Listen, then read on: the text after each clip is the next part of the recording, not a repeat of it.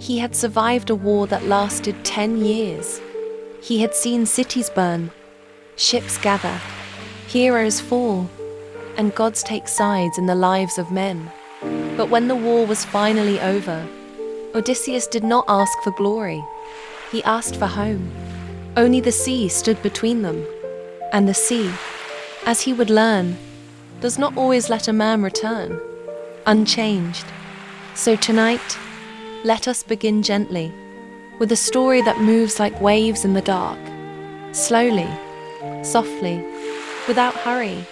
This is Boring Classics. And tonight, we open the Odyssey, an ancient story of war, wandering, longing, and the difficult journey back home. Not every journey begins with departure. Some begin after everything else has already ended.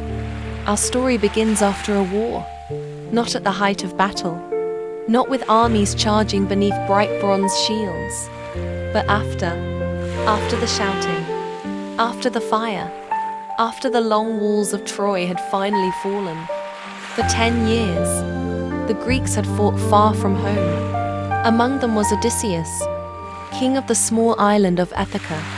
He was not the strongest of the warriors, not the tallest, not the most beautiful, not the one whose name shone brightest in songs of battle. But he was clever, restless, patient when needed, deceptive when required, and always listening for the weakness in a locked door. It was Odysseus who helped end the war, through the famous wooden horse, a gift that seemed harmless, but carried soldiers hidden within it. And when Troy fell, many men thought the story was over. The war had ended. The ships could turn back. Home was waiting. But for Odysseus, the end of war was not the end of trial. It was only the beginning of a different kind of struggle. Far away from Troy, across the dark and restless sea, there was Ithaca, a small island, rocky, wind-worn, not rich like the great kingdoms of myth, not vast, not glittering with endless palaces, but it was home. There, Odysseus had left behind his wife, Penelope, patient, thoughtful, and stronger than many around her understood. He had also left behind a son, Telemachus, who had been only a child when the war began. 10 years had passed. The child had grown. The wife had waited. The halls of the palace had changed with absence. And yet, Odysseus carried Ithaca within him, not as a place on a map alone, but as a memory of olive trees, stone paths, familiar rooms, and the voice of someone who might still be waiting. For many warriors, home is simply the place one returns to. For Odysseus, a home would become something harder, a promise, a wound, a direction across waters that did not wish to be crossed. In Ithaca, waiting did not feel like stillness. It had weight. It filled the rooms. It lengthened the evenings. It sat at the table where Odysseus should have been. Penelope remained in the palace, but her life had become a kind of quiet defense. Men from nearby islands and noble houses had begun to gather there. Suitors. They believed Odysseus was dead, or if not dead, then lost beyond returning. They wanted his throne, his wealth, his wife. They ate in his halls, drank his wine, spoke too loudly beneath his roof. And still, Penelope waited, not foolishly, not passively. She watched, delayed, answered without answering. She knew that survival could sometimes look like patience, and patience could sometimes be its own form of resistance.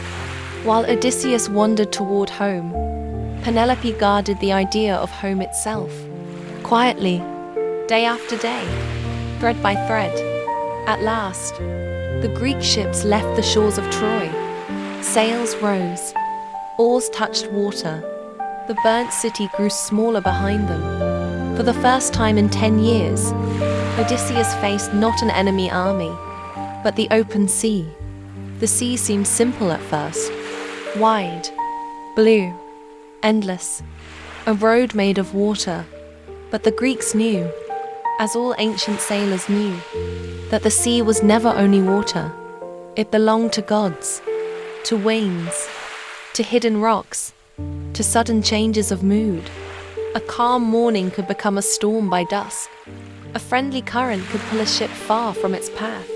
And somewhere beyond sight, Poseidon, the god of the sea, would one day become Odysseus' greatest enemy. But not yet.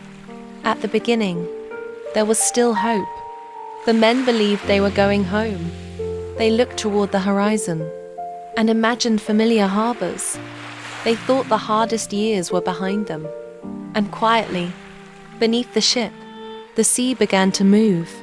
The first place they reached after Troy was not home. It was Ismarus, a city of the Ciconas. There, Odysseus and his men attacked.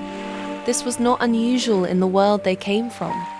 War had trained them to strike before being struck, to treat foreign shores as places of danger or of opportunity. At first, they succeeded. They took what they could: food, treasure, livestock, and perhaps, if they had left at once, the story would have passed like so many other raids of the ancient world. But they did not leave. Odysseus urged haste.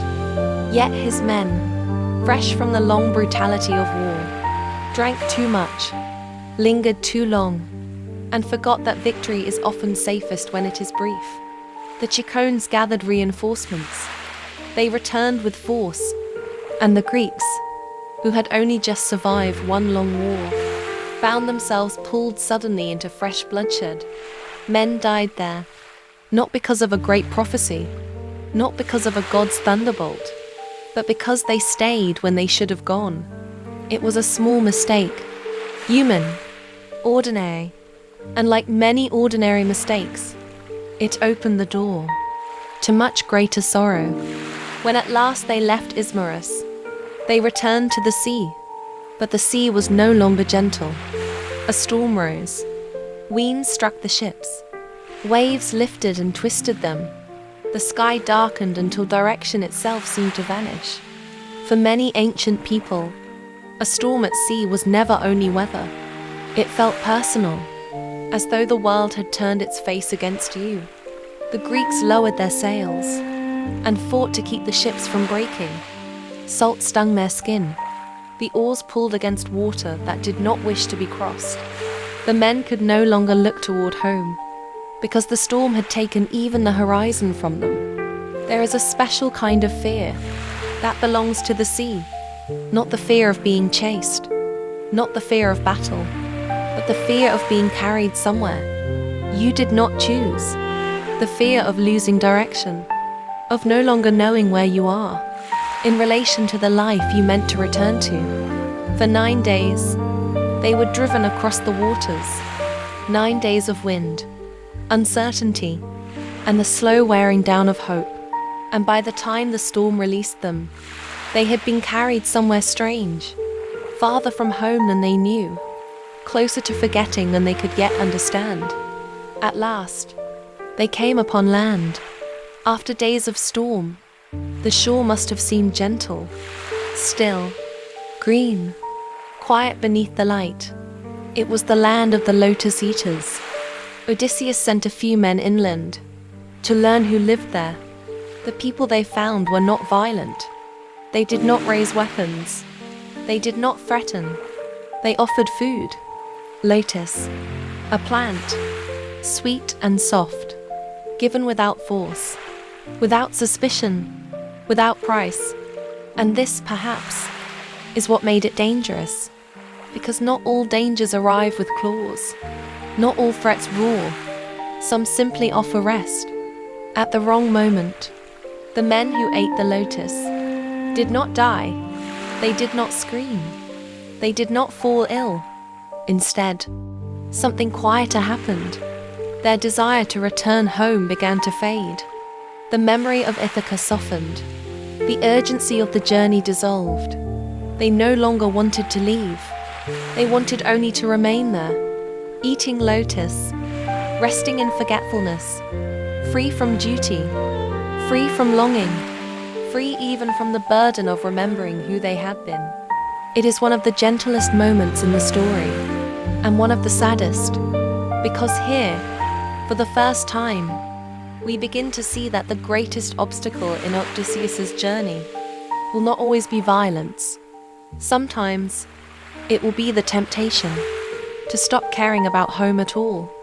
When Odysseus saw what had happened, he understood the danger at once. This was no ordinary delay, no broken mast, no hostile army, no storm to outlast. This was forgetting. And forgetting, in a journey like this, could be more final than death. So he forced the men back. He dragged them to the ships. Though they wept and resisted, he bound them beneath the benches and ordered the others to row at once, before anyone else could taste the lotus and lose the shape of home inside the mind. It was a harsh act, but also a necessary one. And perhaps that is one of the first lessons the Odyssey quietly offers, that sometimes love for home must be protected, even against the part of us that is tired enough to surrender it. The ships moved back out onto the sea. The green shore receded. The sweetness of forgetting was left behind. Ahead lay harsher dangers, more frightening ones. But Odysseus had already learned something important. The road home is not threatened only by monsters. Sometimes it is threatened by softness, by comfort, by the strange and sorrowful wish to lie down somewhere beautiful and never continue. After leaving the land of the Lotus-Eaters, Odysseus and his men came to another place, an island wild with goats. It seemed empty of cities, empty of roads, empty of cultivated fields. No smoke rose from hearths. No harbor welcomed ships. No voices carried over the wind. And yet, it was not truly empty. Nearby, across a narrow stretch of water, there was another land, a rough coast, a darker shore, a place where signs of habitation could be seen from a distance. Though not yet understood, the Greeks camped first on the Goat Island. They hunted, they ate, they rested, and for a brief moment, the world seemed almost generous again. Food was plentiful, the sea was calm, the men had survived storm and forgetting, and now found themselves in a place that asked nothing of them. But Odysseus, as he often did, wanted to know more. He was not made for leaving mysteries unopened. He saw the nearby land and wondered who lived there, what customs they kept, whether they were hospitable, whether they were dangerous, whether they might offer gifts or create trouble. So he chose a ship and a smaller company of men and crossed toward the unknown shore. This is one of the rhythms of his story. Again and again, Odysseus will move toward what is hidden, sometimes because he must, sometimes because curiosity pulls him. And curiosity, for all its brightness, does not always lead to safety. On the far shore, Odysseus and his men found a great cave. It was large, sheltered, and filled with signs of life. There were baskets of cheese, pails for milk, pens for lambs and young goats. Whoever lived there, it seemed, was no wandering stranger. This was a place of dwelling, a place of routine, a place shaped by hands that returned to it each day. Some of the men urged Odysseus to take what they could and leave at once. They had seen enough already to know that not every unknown land should be entered deeply. But Odysseus refused. He wanted to meet the cave's owner. In his world, there existed an old and sacred custom. Hospitality. A stranger, properly received, might be fed, sheltered, and sent onward with gifts. Perhaps that is what Odysseus expected. Or perhaps he expected only a meeting, and trusted too much in the old laws that were meant to guide human beings. So they remained in the cave, Waiting. The light shifted. The air cooled. The silence thickened. And then, at last, the owner returned. He was not a man. He was a Cyclops, a giant shepherd, with one eye in the center of his forehead. His name was Polyphemus, and with his arrival, the story enters a darker chamber, one where the rules of ordinary human life no longer apply. Polyphemus entered the cave at evening, driving his flock before him. He moved with the heaviness of something made for stone and mountain. When all the sheep were inside, he lifted a great slab of rock and rolled it across the entrance. It sealed the cave completely. What several men together could never have moved, he handled alone. In that moment, the Greeks understood that they were trapped. Still, Odysseus stepped forward and spoke as a guest might speak. He introduced himself. He asked for hospitality. He reminded the Cyclops that strangers were under the protection of Zeus, the god who watched over guests and beggars. But Polyphemus did not care. He had no reverence for the laws of men, no fear of Zeus, no interest in courtesy. He asked only one thing: where the Greeks had left their ship. Odysseus, sensing danger, lead. He said the ship had been wrecked, that there was no easy escape. It was a quick answer, and a wise one, because now the cave held not merely a monster, but a monster who was thinking. And before long, its cruelty would reveal itself. The old comfort Odysseus had trusted, the belief that a stranger might still be protected by custom, fell away in that cave. Here there would be no welcome, only power, only hunger, only the knowledge that night had closed around them, and the door was a stone they could not move. Then came the horror, plain, immediate, without ornament. Polyphemus seized two of the men, as easily as a person might lift small animals, and there, before the others, he killed them and ate them. The story does not linger over this moment for spectacle. Its force lies elsewhere, in the collapse of expectation, in the realization that the cave is not merely dangerous, but outside the moral shape of the world the Greeks know. This is not an enemy who can be reasoned with, not a host who can be shamed, not even a beast acting from fear. Polyphemus is hunger without pity, strength without measure, isolation without softness. And the men, huddled in the dark, must endure the first night knowing that dawn may bring the same again. Odysseus thought of killing the Cyclops then. The impulse came naturally, but he restrained himself, because if Polyphemus died, the stone at the door would remain, and all of them would perish in the cave. So he waited. This is another thing the story teaches us about him. Odysseus is not brave because he feels no fear. He is brave because he can think. Inside fear, even in horror, his mind remains at work. And that night, while the giant slept, Odysseus began to search not for escape alone, but for a way to survive, what strength alone could never overcome. The next day, Polyphemus left the cave, but before he went, he rolled the great stone away, let his flock pass out into the light, and then sealed the entrance again behind him. The Greeks remained inside, alive, but trapped. Odysseus watched carefully. He had learned something. The giant alone could move the stone, so escape could not come through force. It had to come through timing, through disguise, through the turning of the Cyclops' own habits against him. Inside the cave, there was a great wooden staff, green and heavy, cut by Polyphemus for his own use. Odysseus looked at it and began to understand what it could become. He and his men took the wood, cut it down, sharpened its end, and hardened the point in the fire. No one spoke loudly. The cave itself seemed to listen. Every sound mattered. Every movement had to be careful. This was not the courage of open battle. This was another kind. the courage of men who cannot win by strength, and so must survive by thought.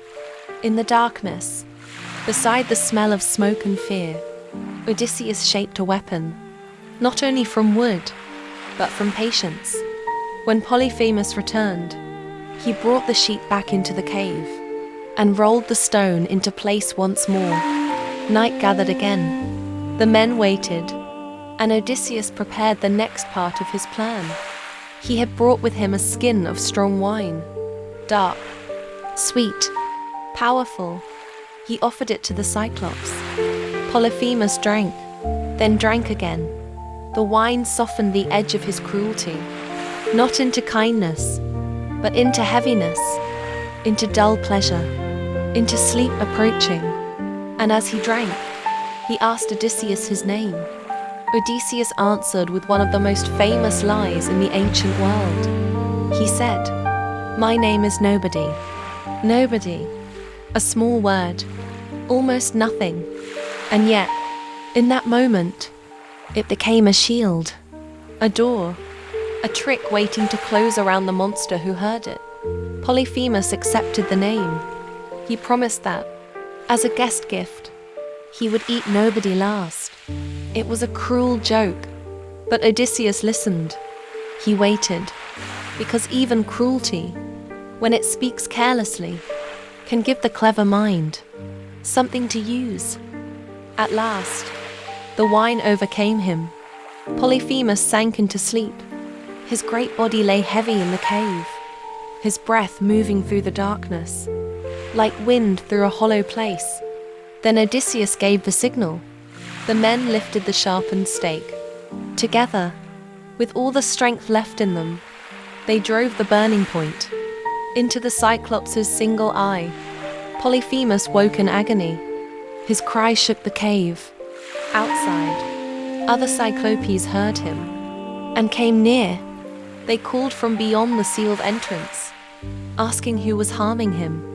And from within the cave, Polyphemus shouted the answer that Odysseus had prepared for him. "Nobody is hurting me. Nobody." The others paused. If nobody was hurting him, then perhaps it was sickness. Perhaps it was a god. Perhaps it was something they could not help. So they left. And in the darkness, Odysseus' lie became their survival. The Cyclops still lived. The stone still sealed the door. But now he could not see. And for the first time since entering the cave, the Greeks had more than fear. They had a chance. Morning came slowly.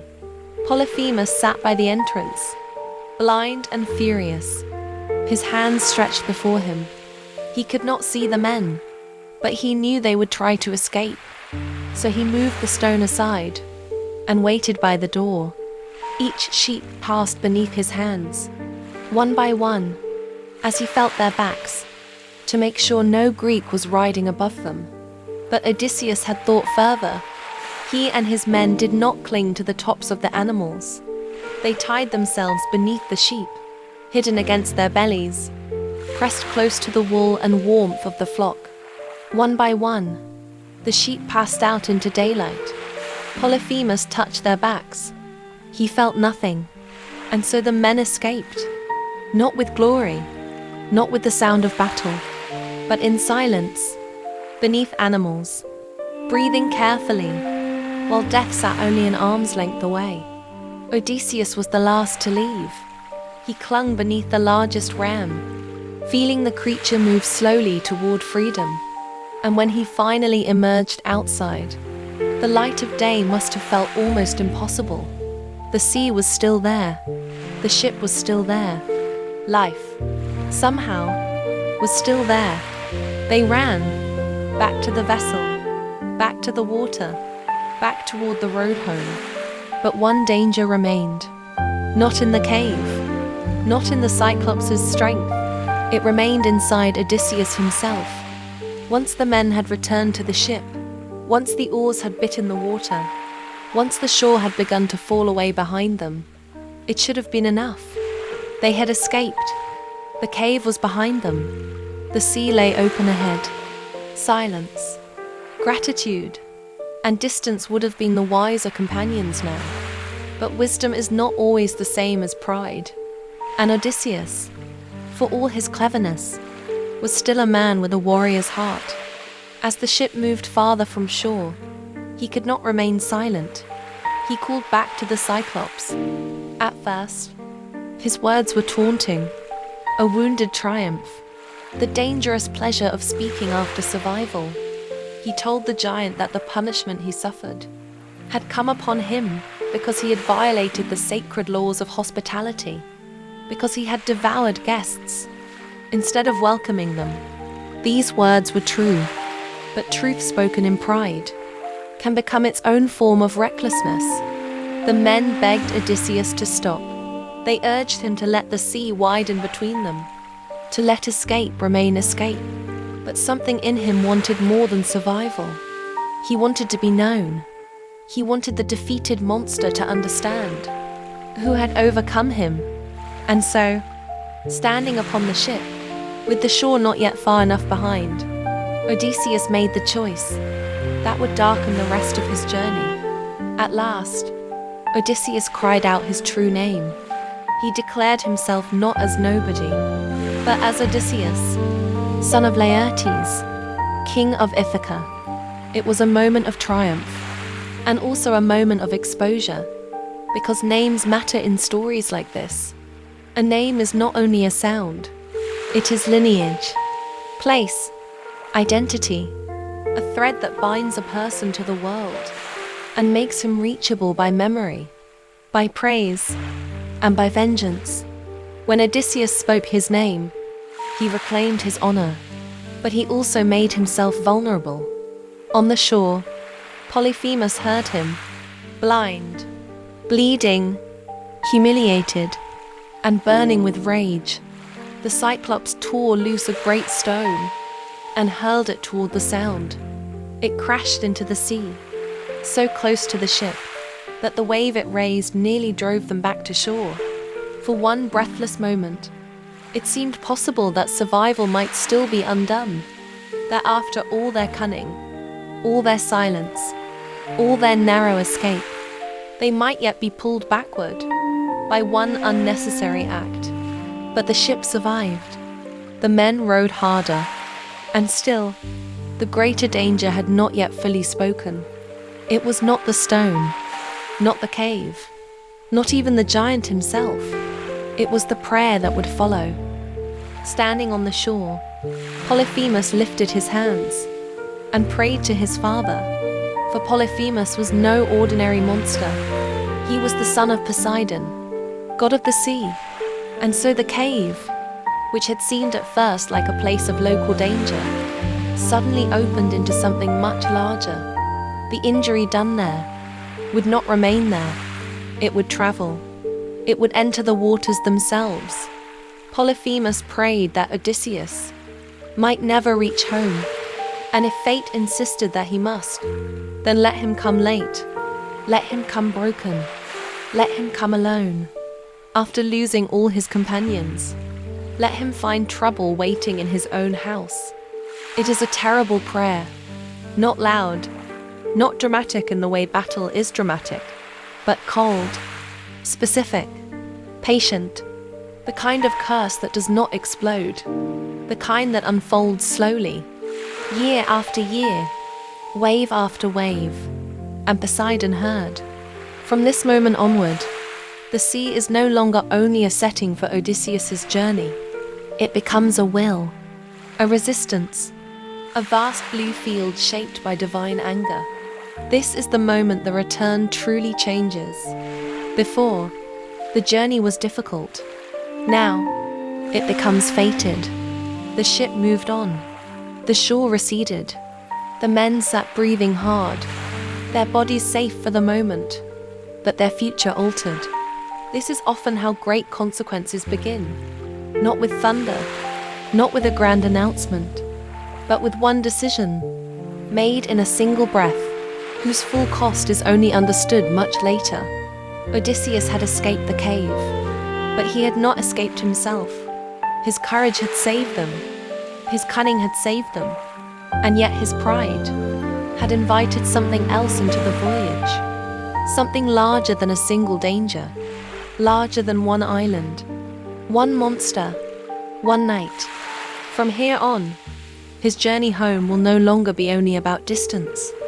It will be about endurance, about loss, about the strange truth that sometimes the hardest part of returning is not the road before us, but the part of ourselves we carry onto that road. The seas stretched wide again around them, beautiful, indifferent, endlessly moving. And somewhere ahead, more islands waited, more temptations, more dangers, more lessons. The war was over, but the journey had only just become what it truly was: a long conversation between longing and delay, between home and the forces that keep a person from it. And so the ship sailed on, small upon the dark water, carrying men who did not yet know how long the road before them would be. And so, the first part of Odysseus's journey leaves us with a quiet truth. The end of one story is not always the beginning of peace. Troy has fallen. The war is over. The ships have turned toward home. And yet, the hardest journey has only just begun. Because the Odyssey is not only a story about distance. It is not only about islands, monsters, storms, or gods. It is also about what a person carries. After surviving something long and terrible, Odysseus leaves Troy with cleverness, courage, and the desire to return. But he also carries habits shaped by war, the instinct to take, the need to prove himself, the old belief that survival and victory are almost the same thing. And already, the sea has begun to teach him otherwise. At Ismarus, delay becomes loss. In the land of the Lotus-Eaters, comfort becomes danger. In the cave of the Cyclops, cleverness becomes survival. And on the open water afterward, pride becomes a curse. Each place shows him something, not only about the world, but about himself. And perhaps that is why the journey home must be so long. Because home is not merely reached by sailing toward it. Sometimes, one must become ready to return. The war has ended, but Odysseus is not yet free from what the war has made of him. The sea knows this. The gods know this. And somewhere across the water, Ithaca waits, not moving, not speaking, only waiting, as the man who longs for it is carried farther away. The candle burns low. The sea grows quiet again. But quiet does not mean the journey is finished. Somewhere in the dark, Odysseus's ship continues onward. Behind him, the smoke of Troy has faded. Behind him, the cave of the Cyclops has fallen into distance. But ahead, the sea is still wide, and Poseidon has heard his name. For tonight, we leave Odysseus there, not home, not lost entirely, only sailing, between memory and longing, between danger and return, between the man he has been, and the man the journey will ask him to become. The book rests now, the page grows still, and when we return, the winds themselves will begin to test him. Good night.